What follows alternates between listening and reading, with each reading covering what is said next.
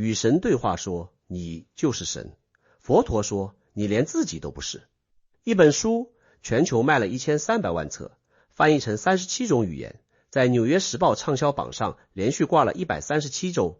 无数人读完之后说，我终于理解了宇宙的真相。这本书就是尼尔·沃尔什的《与神对话》。他说，神不是一个坐在云端审判你的老人。他说，你跟神之间没有距离，因为你就是神的一部分。他说，你所经历的一切痛苦和快乐都是你自己创造的。他说，这个宇宙里没有地狱，只有爱和恐惧两种底层代码。听起来很美，对不对？很多人读完之后觉得整个人都轻了，好像被宇宙抱了一下。但今天我想做一件事，我想把这本书放进佛学的显微镜下面，不是为了证明谁对谁错，而是让你看见一件事，这本书到底走到了哪一步，又在哪一步停了下来。Hello， 大家好，我是王礼杰，这是用佛学解构名著系列。之前我们拆过镜花缘的种子与时令，红楼梦的变计所值，西游记的心源，极易币的不完备性，浮士德的莫那什。今天我们来看一本在全球灵性圈子里影响力巨大的当代作品。先说一句公道话，与神对话做对了一件非常重要的事情，他拆掉了传统宗教给几十亿人搭的那堵墙。什么墙呢？就是那个你是罪人，神在天上，你得跪下来求，他看心情决定要不要理你的墙。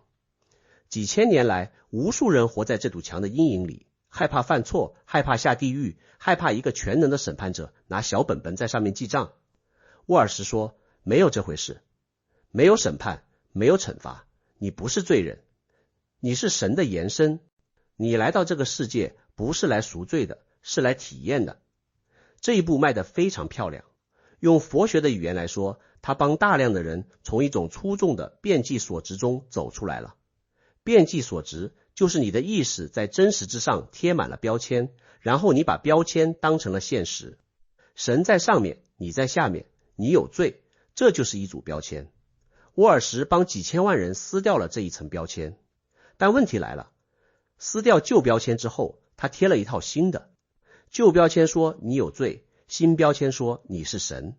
旧标签说世界充满苦难，新标签说一切都是你选择的体验。旧标签说你要服从，新标签说你要创造。舒服多了，对不对？但佛陀如果在场，他可能会微微一笑，然后说，你换了一副更好看的眼镜，但你还是在戴眼镜。好，我们一个一个拆。第一个核心命题，万物一体。沃尔什说，一切都是神，你是神，我是神，石头是神，星星是神，没有分离，只有一体。这跟佛学的缘起性空乍一听很像。佛学也说万法相互依存，没有任何东西是完全独立的。华严经里的因陀罗网就是这个意思，宇宙像一张无限的网，每个节点映射着所有其他节点。但你仔细看，会发现一个根本性的差异。沃尔什的一体有一个底座，那个底座叫神。万物归一，归到哪里？归到神。这个一是实有的，是终极实体。佛学的空没有底座，缘起性空不是说万物归一，他说的是万物连一都归不到，没有终极实体，没有一个叫神或者本源的东西在那里等着你回去。我之前用芯片架构拆解过老子的道生一，一生二，二生三。道对应的是物理法则，看不见摸不着，但约束着一切。三对应的是操作系统，是从底层规则中涌现出来的高级秩序。沃尔什说的那个神，其实更接近一款大型游戏里的超级管理员账户。管理员在游戏世界里全知全能，能改天气，能复活角色，能重写剧情，从任何一个玩家的视角看，他就是神。但管理员账户本身是跑在游戏引擎上的，游戏引擎跑在操作系统上，操作系统跑在芯片上，芯片跑在物理法则上。管理员没有写物理法则，它是物理法则一层一层涌现出来的产物。佛学的空和道家的道指向的是最底层的物理法则，沃尔什的神指向的是管理员账户，他们压根儿不在一个维度上。你可能觉得这区别很抽象，但它对你的修行路径影响是致命的。如果有一个终极的一，你的灵性之旅就变成了一场回家之旅。你从分离走向合一，从人走向神，终点是确定的，方向是清楚的，旅程是温暖的。但佛学说，你要回的那个家不存在，不是你还没到家，是从来就没有那个家。你以为自己走在回家的路上，可回家这个念头本身就是让你永远走不到头的原因。这不是悲观，这是比你想象的更深的自由。当你不再需要一个终点的时候，你才第一次真正看见你脚下的地面。来看第二个命题，你创造你的现实。沃尔斯说，你的思想、情绪、信念塑造了你经历的一切。想改变人生，改变想法就行。这在灵性圈子里极其流行。吸引力法则、显化术，很多现代灵修都建立在这个基础上。我们频道之前专门拆过显化学，今天再从另一个角度来看。佛学的唯识学确实说过万法唯识，意思是你所经验到的世界都是意识活动的呈现。你看到的颜色、听到的声音、感受到的情绪，这些不是外部世界直接塞给你的，而是你的识在建构。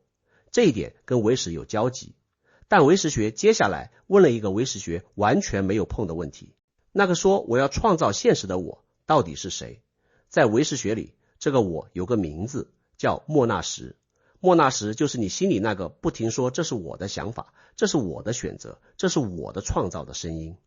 唯识学说，莫那识本身就是被建构出来的，它不是一个真实的创造者，它是一个自动运行的执着程序。所以你创造你的现实这句话，在佛学的手术灯下，里面藏着一个没被检查的前提，那就是有一个叫你的实体。沃尔什的体系里，灵魂是真实的。灵魂在一世又一世的轮回中进化，通过不断的体验变得更完整。灵魂选择了你的父母，选择了你的困境，选择了你的课题，一切都是灵魂的安排。佛陀听到这里大概会说一句话，你把轮回包装成了学校，把苦包装成了课程，把执着包装成了选择。你让人不害怕了，但你同时让人不追问了。佛学的无我不是说你没有意识，而是说意识里那个持续运行的程序，那个不停标记这是我，这些是我的后台进程，不是你的本来面目。把这个程序当成灵魂，当成永恒进化的主体，在佛学看来恰恰是最精致的一种执着。粗的执着你认得出来，贪财、贪色、贪名，大部分人能看见，但我是一个永恒的灵魂在进化这种执着，几乎没人认得出来，因为它太美了，太舒服了，太有意义了。而佛学2500年来反复在做的一件事，就是帮你看见那些你根本不觉得是执着的执着。好，第三个命题，爱与恐惧。沃尔什把人类所有的动机归结为两样东西，爱和恐惧。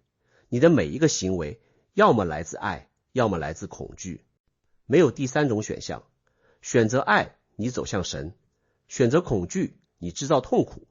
很多人读到这里，觉得人生一下子清晰了。以前觉得世界很复杂，现在发现原来只有两个按钮。但佛学会说，你把三维的东西压成了二维。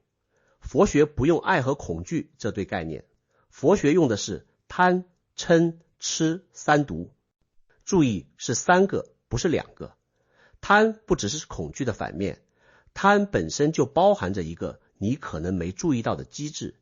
你越爱一个东西，你就越害怕失去它。爱和恐惧根本不是两个独立的按钮，它们是同一枚硬币的正反面。你按下爱的按钮，恐惧的开关自动就跟着拨了。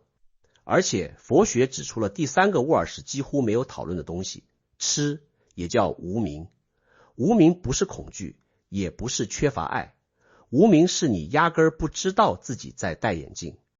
你不是选错了，你是不知道自己在选。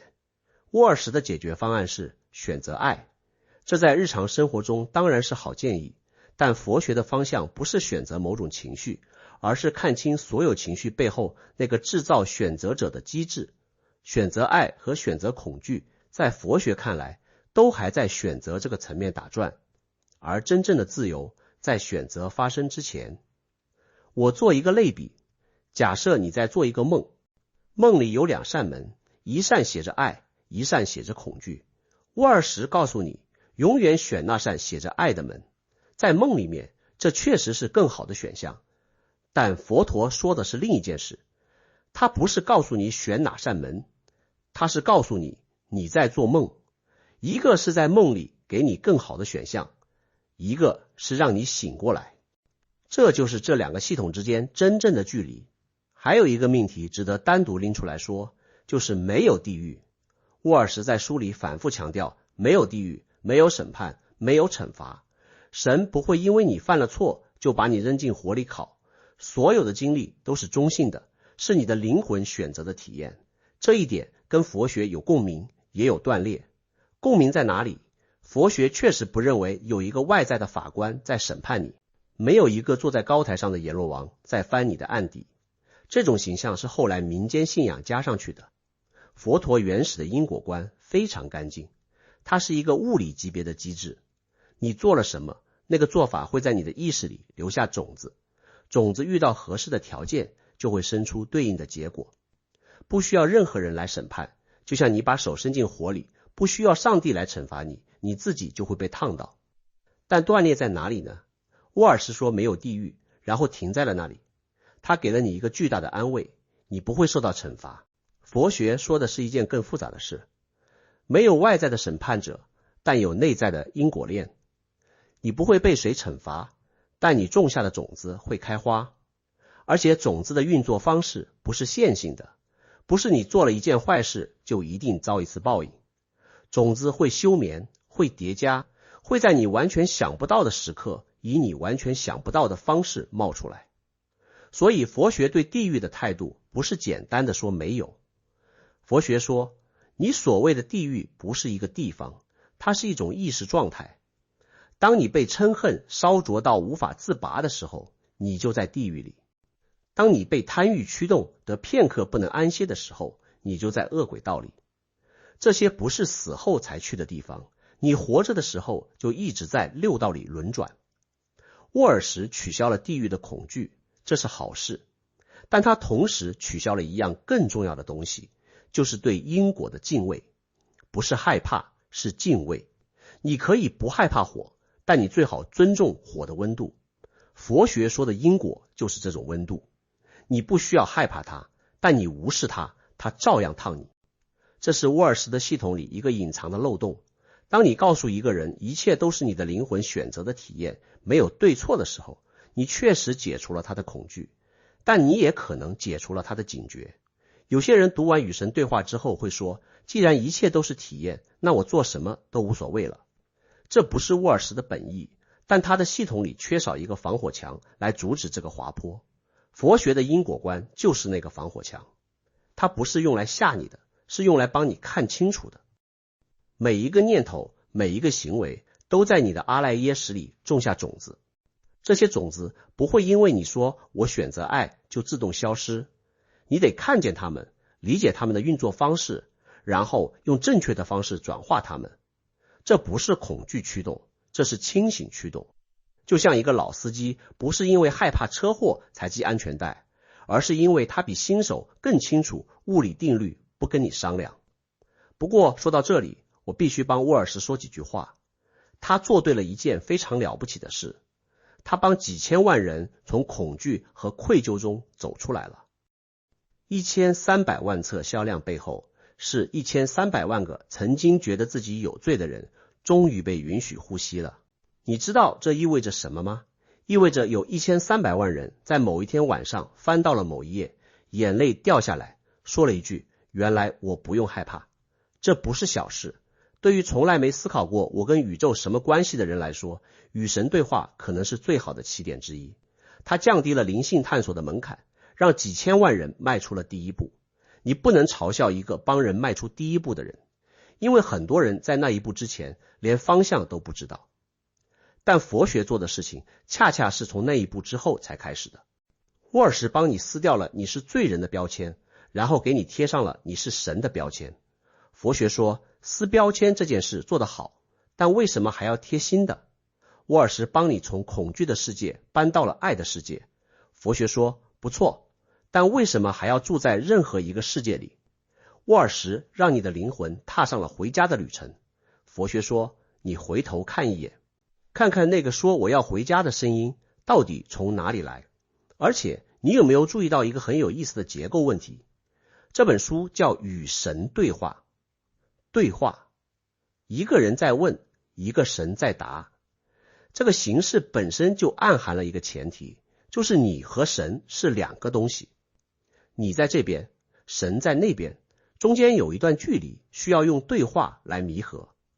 沃尔什说万物一体，但他写书的方式是二元的，一个我在提问，一个神在回答。如果真的万物一体，那跟谁对话呢？左手跟右手对话？佛学里没有这个问题。佛陀不是神，不是造物主，不是宇宙意识，佛陀是一个醒过来的人。他跟你之间的区别不是物种的区别，是状态的区别。他醒了，你还在梦里。他能做的不是替你回答问题，而是帮你看见你的问题本身就是梦的一部分。你知道这像什么吗？像一个人戴着红色墨镜，看什么都是红的，觉得很痛苦。沃尔什走过来说，你别戴红色的了，换这副蓝色的，世界立刻变美了。那人戴上，果然好多了。佛陀也走过来，他不递给你任何一副眼镜，他问你，你有没有想过把眼镜摘了试试？那个人说，摘了我看什么？佛陀说，你看看呗。这就是差距所在，一个是给你更好的滤镜，一个是让你看见没有滤镜的世界。可能有人会问，那看见了又怎样？没有滤镜的世界是什么样的？